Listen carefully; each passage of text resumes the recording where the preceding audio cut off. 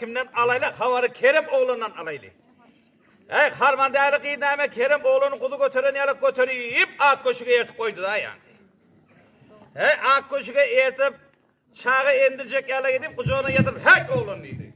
Şu yatan yerine sen almanın var mı dedi. Al bivim atılmayan inne almanım yok inne beni öldürsen öldür hadi yana. Harman değerli kıydaydı ben seni öldürmeyen dedi. Sen bir bana bir nama ait ver dedi. Şu namanı kovaysam öldüreyim yaman aytsam öldüreyim dedi. Bivim men özüm bir baş oğlum olayım olsam, özüm bir kova oğlum olayım olsam, şu namanı kovaysam ben neydi koy verecek değil mi? Yak dedi. Her bir sözün, her bir harbın, atmanlar yıldırlar yerim şu sözü. Ölün babam diyerek getirdi sen beni öldürüyor diye dayak.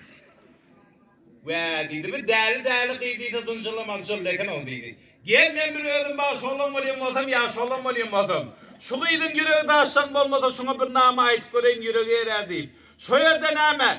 Harman değerli kıydın kucağına yatan yerine Kerem oğlan harman değerli kıyda karar. Serine döneyin gül yüzlü perit değilsem öldürürsen değmesem ölüm. Şun tökmet edip korkulma beni. Değilsem öldürürsen değmesem ölüm deyip gözüne düğme yaş. Parça parça daş. Zarin sözler bilen 5 kelime sadaydır. Gör bak ne mi diyer kar.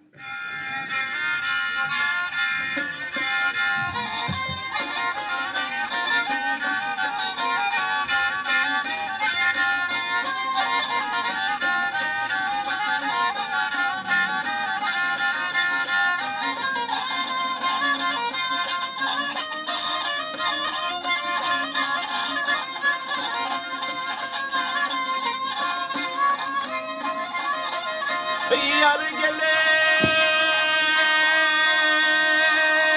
tenine döneyine gül yüzünü peri gitsem ölü diler sen bilmezsem ölüm.